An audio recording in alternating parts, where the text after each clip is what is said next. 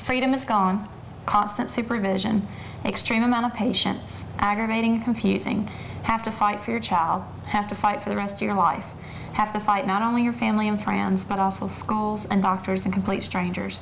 What was that list you were just reading from? That's the list that I told him he should make a list of like key points to bring out. And this is a minimal list. It's not anywhere near complete. This was just right off the top of my head in about 2 minutes. Why do you think, there's something wrong with her? And all you can do is just tell them, here's what is diagnosed with. And here is, how you go about handling it. But then they shut down. Once you begin to explain the process of how to deal with them, they don't want to listen at all. And it's very aggravating. You try to find as many open-minded people as you can to help, but a lot of times people, they don't care. They don't see her with a physical disability. It's more of a mental. And you tell them, well, what is really wrong with her? And I said, you can't see it, but it's in her head. And it takes a lot of talking, and most people, they don't even have the patience to sit and listen to you. Once you're telling them about the stuff, they don't care.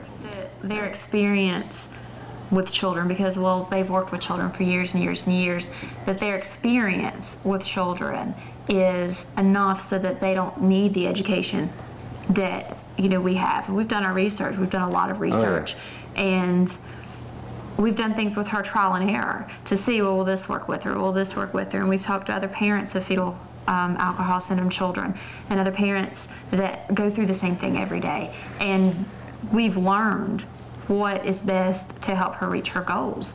But when you try to tell someone that works with children all the time, they go, oh, she's just pitching a temper tantrum. Or, oh, well, she doesn't understand that.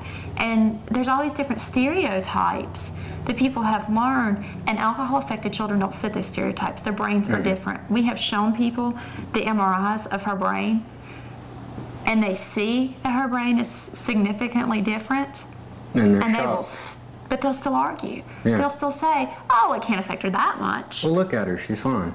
But it's not a physical disability, it's in her head. It's But all we've mental. seen these same people, though, will look at a child that has a physical disability and make exceptions and alter their expectations for that child, but they won't do that for her because she looks okay. And he can't get near the support that I can. No, for me it's an extreme battle to get any kind of help from anyone. I can go, we can show up somewhere at different times and not let someone know that we're there for the same child. And him show up, and almost as soon as he walks through the door, it's a totally different ball game for him. Nobody really wants to give him the time or the attention or give him the information. I can walk in there and I can say, I have a child that is alcohol affected, and I need, information or I need resources, and it'll be handed to me. And I've got to show up with custody orders and things like that all the time. There's tons of paperwork I have to go through just to be able to have my daughter seen by a doctor, because I'm the father. And I suppose since, I'm taking care of the responsibilities, they feel like, well, there may be more to the picture than what there really is. And so I get hassled very, very often. Not only, at doctor's offices, but at the schools. They react to me a lot different than they do her. They're completely open with her, and they let her talk and say what's needed to be said, but I get cut off. Mm-hmm. They don't really take the patience to listen when I try to tell them, these are the problems with my daughter, these are what I need done. But they still say, oh, well, it can't be that bad. I'm being the father, and I show up, and I hope that, you people can help us. And they look at me, oh, well, if you're the father, do you have proof? And that's the most common comment that I get. Do you have proof that you're the father? Is there a custody order? They ask for it all the time. And so I keep a copy with me.